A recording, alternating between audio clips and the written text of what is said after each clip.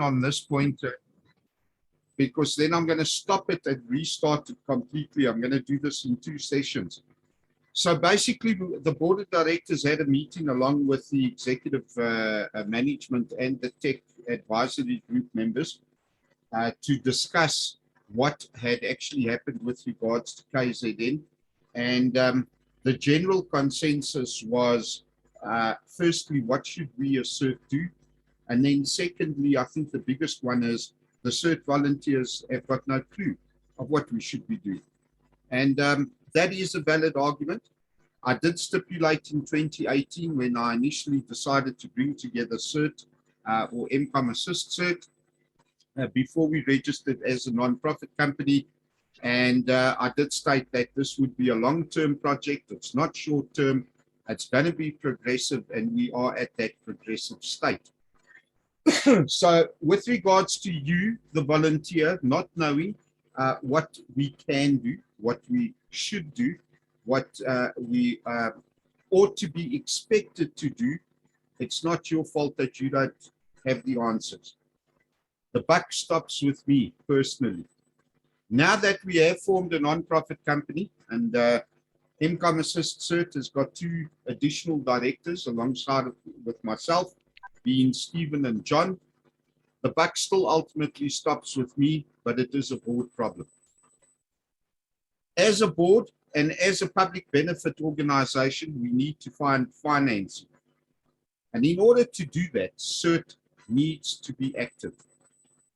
Which brings us right back around in that loop as to how, where, why, what for, and in essence, where do you, the individual, fit in? So I want to try and cover that part in the second part of the video recording.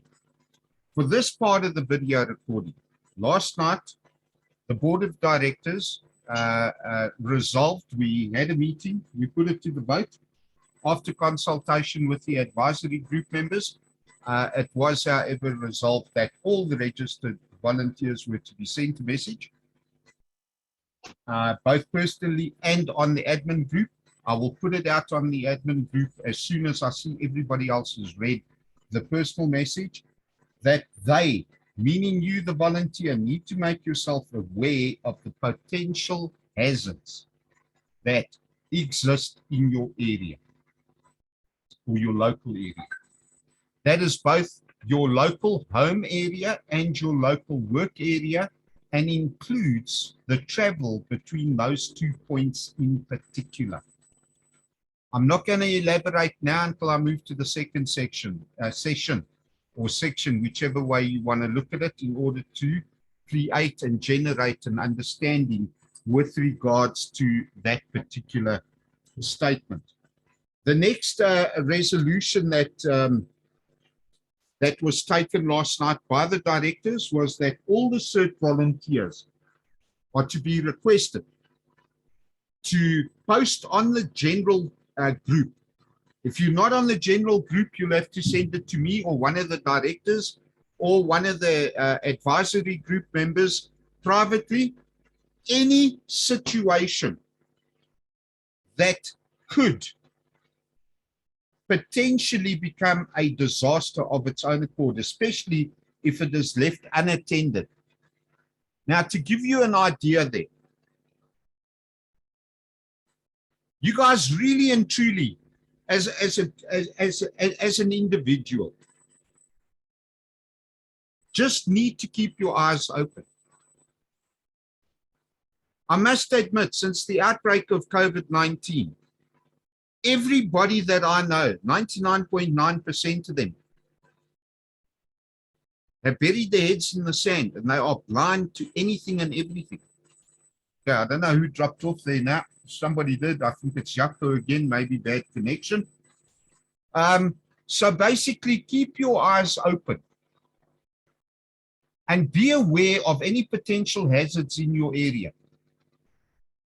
Those were the 2 points that the board decided we would, in actual fact, put the request out to the registered volunteers in response to the national state of disaster declaration.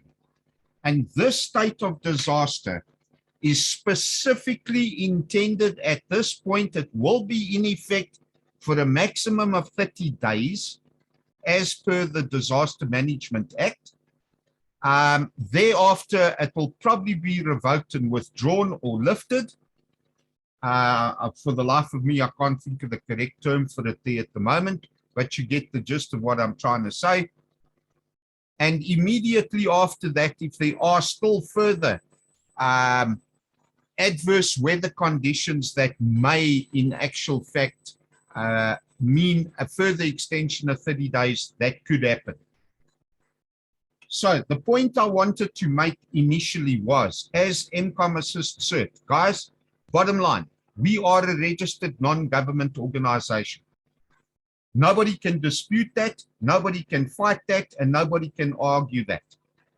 We are not a first responder organization, we are not a radio amateur organization, and we are definitely not an emergency medical service, fire service, or otherwise. We are a disaster relief non-government organization. I need to be clear on that. And I need every volunteer to be clear on it. So what I'm going to do is I'm going to stop this video at this moment now, so that I can open up the second section. And to be quite honest with you, even having 8 of you up, instead of spending 20 minutes, 160 minutes in total, I'm getting the message out once. But I am going to do a video on it, and it's not for general broadcast at this stage, but it will be available for you guys to go back and to listen to. All right, so in response to the National State of Disaster Declaration, CERT volunteers are, in actual fact, to make themselves aware of the potential hazards of their local areas. Secondly, they are to report any potential situations or any areas of high risk or otherwise, or anything that they feel uncomfortable with. Send it through on the group so that we can evaluate it, judge it, measure it, and send it up to the authorities, because we do not know what is going to happen here in Gauteng. That will become a little bit clearer on the next session. The third thing that was resolved last night was that the training schedule that I posted on the admin group 10 days ago or thereabout has been accepted, and now is the time that the rubber needs to meet the road.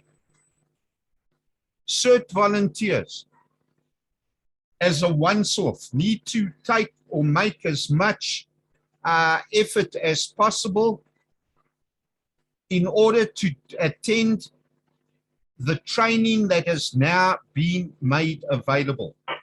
I have undertaken between May and August to carry out the training both on the basic radio. For those amateurs, you not necessarily need to do it, but it is recommended to do it because it's more MCOM related. Then there's the induction training. The induction training definitely is a must for everybody.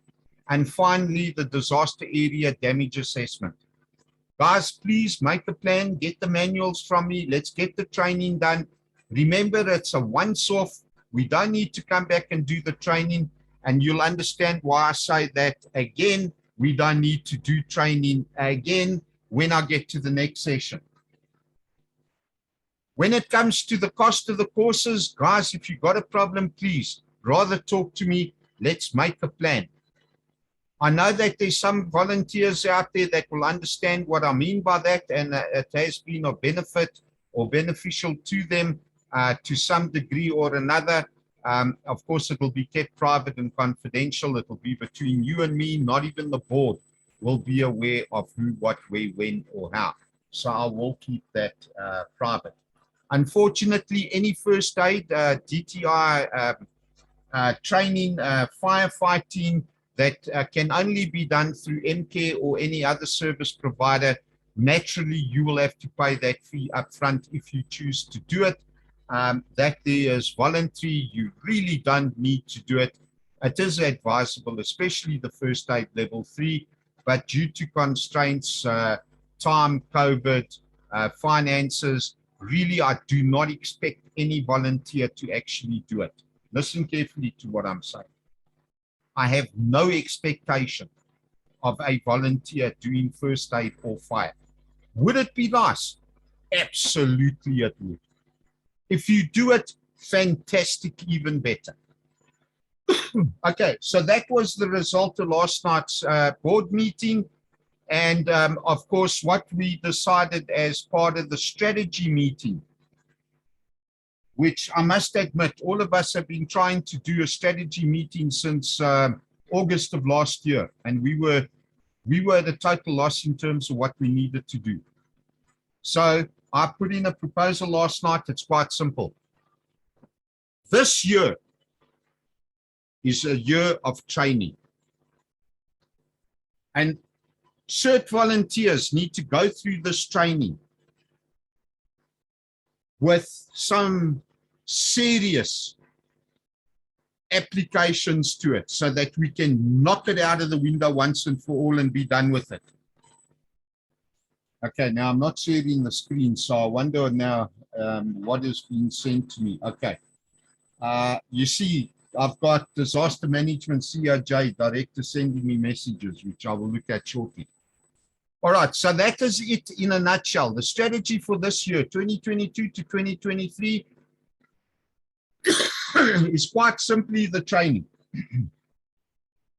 And the second part of the strategy is to call upon every single CERT volunteer to assist in growing the team and bringing on additional volunteers. We will carry that over to the next session, which means that I don't know how we're going to do the time, but I think what I'm going to do is we'll end this session and I will reopen Zoom and everybody can come up on Zoom again and we will do the second part. Second part will probably take us 10 or 15 minutes, more or less what we've done now.